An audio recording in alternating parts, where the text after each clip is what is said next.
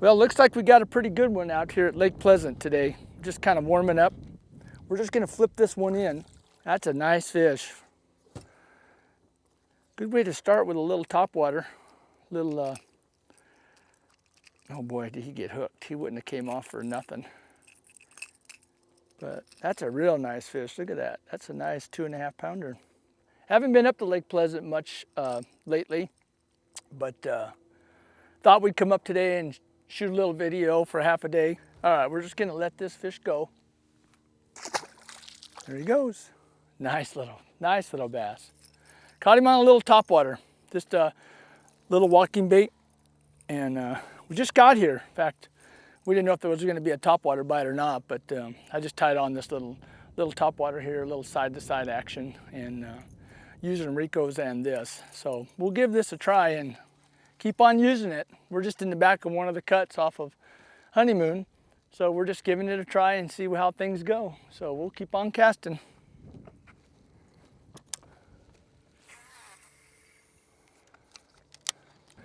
I'm making a lot of long casts because I'm only in 3-4 feet of water right now, just in the back of this cut. So, you know, the idea, and the water's really clear. I can look down 5-10 feet and see the bottom. So I'm trying to make some real long casts and not spook the fish. Usually on a little cut like this, you get one try, you know, of catching them. And if that don't work and they see you or get spooked by your trolling motor or graph, then it kind of screws you up. So you got to kind of keep moving. So we're just going to keep walking this thing, and it's got a lot of rattles in it, so I can hear it coming down the lake. Still shady back in here, so that's kind of good. The sun hasn't hit the water and messed it up yet.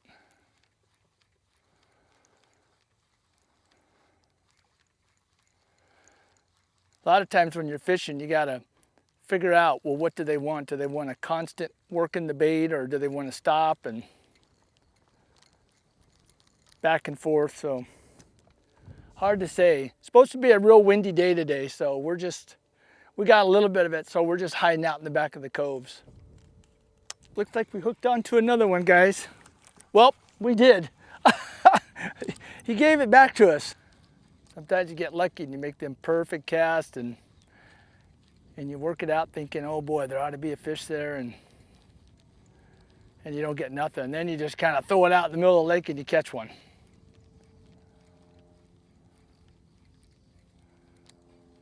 So far they like a steady retrieve. They're just kind of coming up as it's steady. And what happened on that last one there is, and the big one also, is they came up and hit it, but they didn't hook up. So what I did was I stopped reeling, and then I just kind of twitched it like this, and then they came back and hit it again. So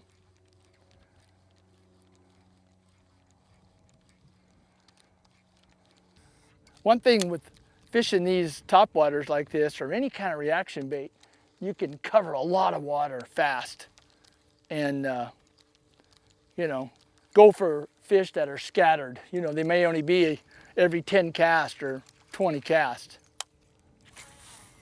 So I'm trying to cast way ahead of me. I'm using monofilament. I'm using a 7-foot rod with 12-pound test line. But monofilament, I like monofilament because it floats on the surface and it's not fluorocarbon. You know, I don't really want this line to sink. And as I work it in, you can see that it's on top of the water. So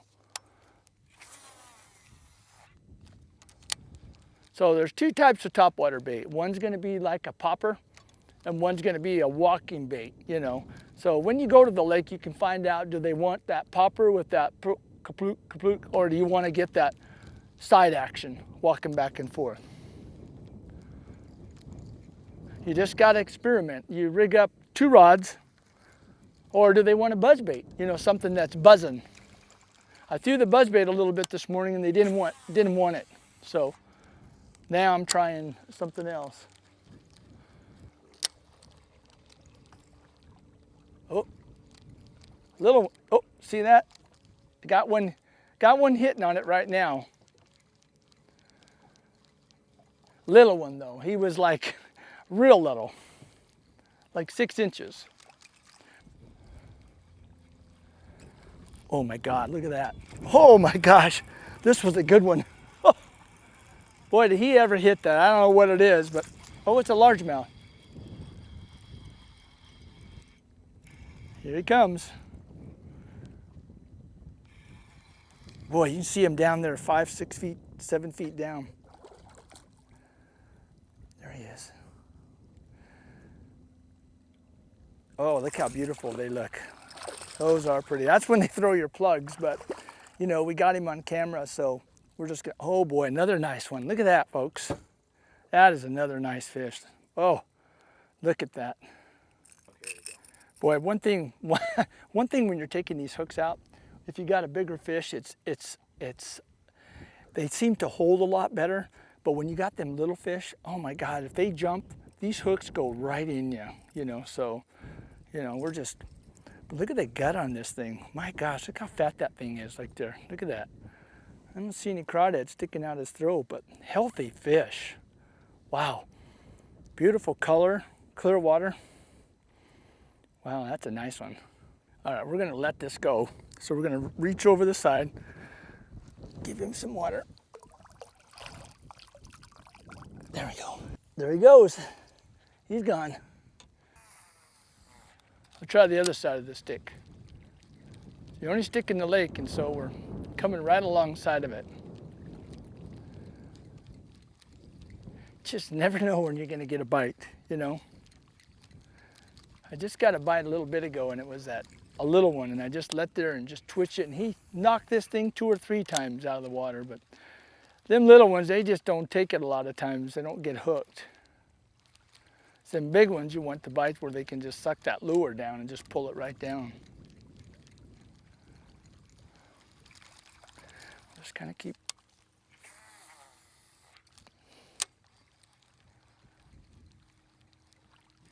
You guys are noticing that I'm reeling my bait really fast because I got the trolling motor on high. So I'm just power fishing, trying to cover as much water as I can. You know, once in a while I'll let off the trolling motor when I get to a cut or a little cove. But on these straightaways, you know, I've been doing better in the little cuts, but this doesn't have the rock that I had in the other cove, you know, the shell rock. So I don't know, different conditions, but we'll see if there's any fish here. We'll try it.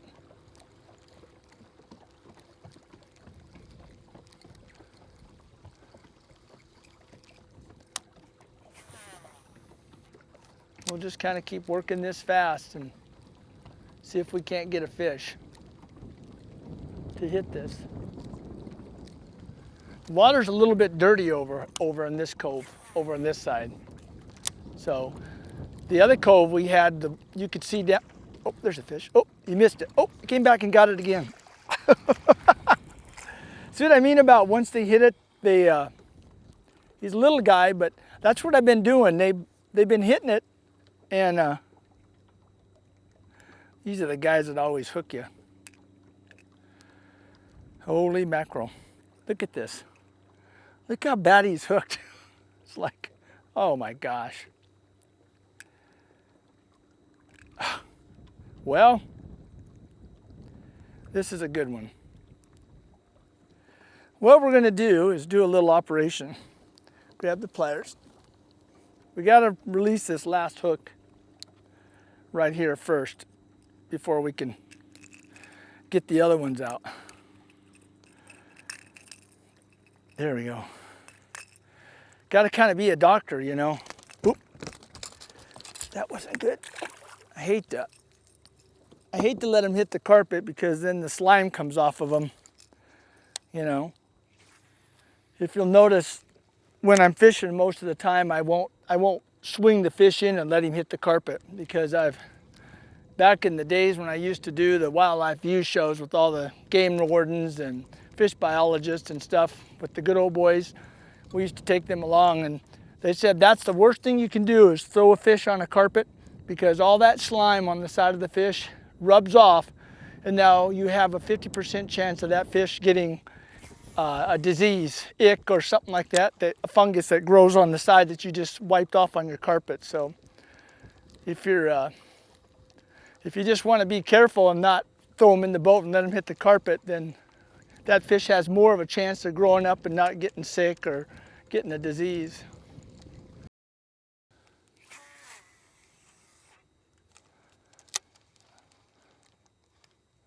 Get out of there, dang. Well, almost got us a bird, didn't we? Did you see that? He saw my little lure coming through the water and he went down to pick it up. I didn't see that one. I've been watching that bird right there on the corner. That one was around the other side, so he didn't know us. He didn't know who we were in the boat. Boy, I've had that happen once before where the bird took it, and it's like you can almost kiss your lure goodbye once they get it in their mouth, because they're so hard to get that lure out of.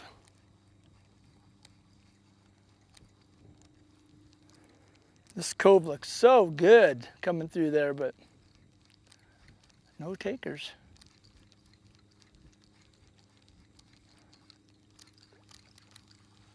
So as I go into a cove like this, you know, you're seeing exactly what I see. And I'm thinking, well, we've been catching them in the back of the cuts, and we've been catching them on points, you know, so right away I'm gonna just fire this back, kind of back there in that 3, 4, 5 feet of water, see if one will come out and hit this.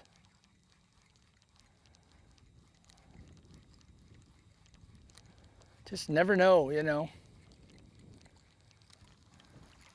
You think that not only would they hit topwater, but you think they'd hit a small little crankbait, you know, back in places like this. And I'll bet you there's a bite right there.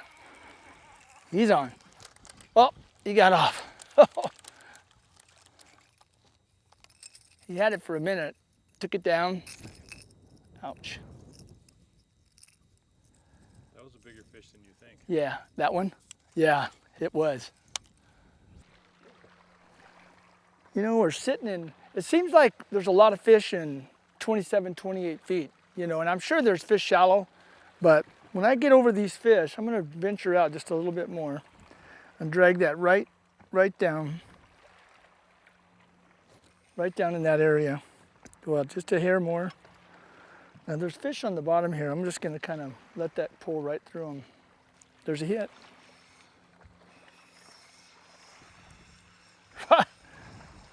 Came right.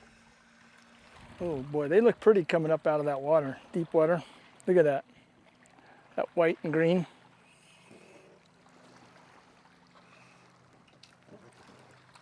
It's a little bit lethargic. He come right out of the deep water. Man, he's bloated. Let me see, I'll release him right away and see if he'll go down. If not, we'll have to fizz him. Oh, now he went right down to the bottom. That's something, if you catch these fish a little bit deeper, always remember that the longer you keep them out of the water, that they need to be fizzed sometimes to get them to go back down. Especially if you catch a real big one, they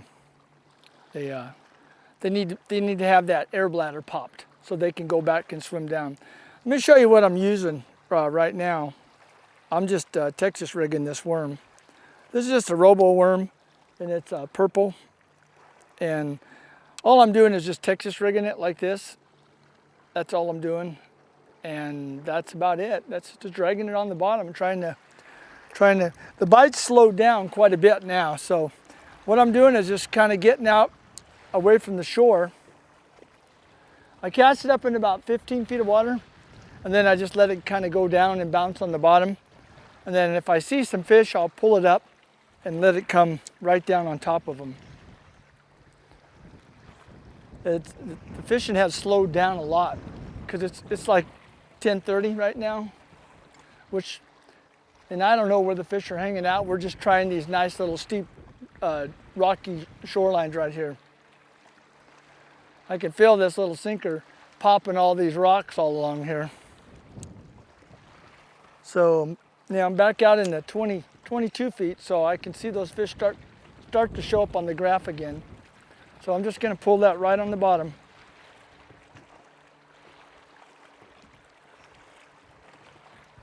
And just bounce that sinker right on the top of those rocks as we go out a little bit deeper.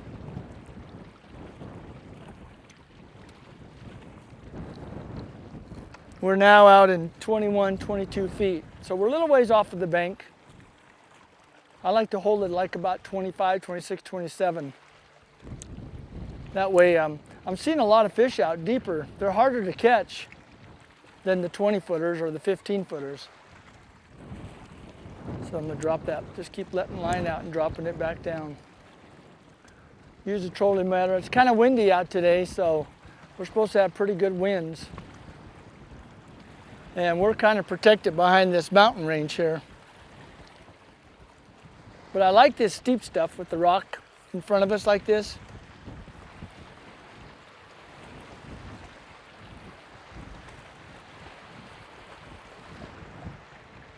There's a few fish down there. Let's see if one of them will hit again.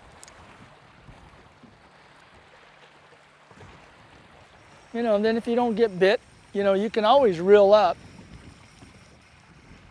and then just cast it out, you know, 10 feet from the shore and let it go down. We got a nice point coming up here, so, you know, the chances of catching a fish off a point are a lot better. Boy, I tell you, I don't know what it is about these cuts like this, you know, coming up through here, but all morning we've been seeing fish coming there, and this one's just loaded right down the middle. Well, there's one right there. Right underneath me is a bunch of fish, but he's a little guy. Oh, easy release there. Didn't even have to bring him in the boat. He was pretty small. Well, we ran into a school of fish, folks. And I mean, they're small, but they're fun. You know, little guys. But there's so many on the bottom coming out of this cut. So I'm just kind of, these are all yearling bass from March and April. And the lake is just full of them. So I'm just gonna see if there's, I switched baits from purple to red and orange, and just seeing if it makes a difference. But they are biting, that's for sure. I just put a little one on here, just on my little keeper hook. And there's so many down there, just trying to see if there's any bigger ones. Maybe I'll throw a jig down there or something. That might get me a bigger bite on one of these other passes. I'll make another pass or two with this drop shot, and then I'll pick up a Texas rig or something, a brush hog or a jig or something, and see if there's any bigger fish down there that want to bite. Boy, looking at these fish on the graph, it's just they're everywhere in this cove. There's a bite. Oh, shoot it. Got him. Oh my gosh, look at this one. Oh, these are all these little tiny bass from this year that growing up. Boy, when you get in them, you get in them, but they sure are little. I'm sure you could find some bigger ones somewhere else, you know, if you just keep looking. Well, I switched off to a Texas rig, and now I'm just seeing, I had a big creature bait on there, but now I put a worm on just to see if we could catch them, you know. There's a bite. I'm sure they're not big fish, but here he comes, he's coming in. Oh, he's jumping. You can see him way far away. Come on, get off. Nope. Nah, he got hooked too much. All I did was put on a little oxblood worm and try that. My God, they're fat. Look at that little guy. Woo! Boy, there must be, there's so many fish down there, it's not funny. I just thought I was trying to catch a bigger one. So, well, I'm gonna put a bigger worm on, I think, and try it. Maybe I can get a bigger fish, so. Uh-oh, another little one. There we go. Hey, he's an inch bigger. Got my worm. Goodbye, little guy. Here's another one. Not a biggie, but he's pulling. He acts like he's big. As we see color. There he is. Keep him coming. That was quick, wasn't it? A quick release on that one. So, didn't have to bring him in the boat. Oh shoot. Oh my God, got another little one on. I'm out here trying to catch those big ones again.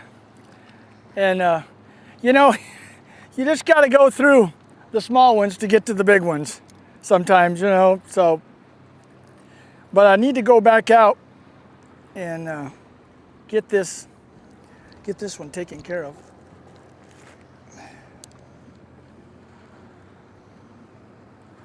I got a wada. He's caught right on his tongue. There it is. I'll let him go. We'll try it again. I got to go out and hunt those big fish down. I want to give one more try. I know I saw him out there, and I got to at least try to see if I can catch him. See if we can give it one more try. I know there's some more biggies there because I can see them on the graph. So, wow. Well, I pulled out the 34-foot, folks, and saw two big arcs on there, and I got a good one on. Oh my God, look at this one. Look at this for Lake Pleasant. This is huge. Whoa. I got to loosen up this drag or I'll lose him. Oh my gosh, he's a big fish. This is a good one. All right. Wait till you guys see this one. Oh, look at this. Lake Pleasant. Whew. Is that a good one, guys? Am I in the sun? Wow, that is a nice fish. Look at the size of that. Woo! 34 feet deep. Pulled out a little bit bigger, saw a bigger one. Can you turn the boat that way just a little bit? Yeah, let's get a better picture of this. I'm kind of in the sun. Got a bad angle on the camera. This way you guys can see it a little bit better. There we are. How's that? That's nice. Woo! That felt good. Man, let's go back off that point. Let's catch us another one. All right, big guy, big girl. All right, let's go back and get another one.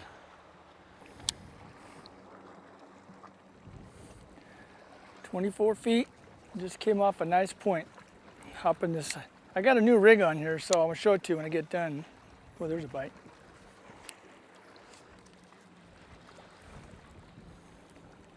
A little bit bigger. Oh yeah, a little bit bigger bass. 24 feet deep. Look at that. All right. Well, you know what? We've caught a lot of fish. We've caught some good ones and a lot of little ones. We went through a lot, but that's a little bit bigger than what we were catching after I caught that big one. So let me just show you this rig here, and then we're going to end this. I'm using a floating worm, and what I like to do with this floating worm, these are one of those stretchy kind that you know, go like this. So I've got the old bobber stopper on here, and what I do is I put that bobber stopper about that far ahead so that when it hits the bottom, this can float up, and the worm just goes just like this, and it just floats up. So with that, I just want to thank you all for tuning in and watching this video at beautiful Lake Pleasant. You know, this is on a Saturday morning out here.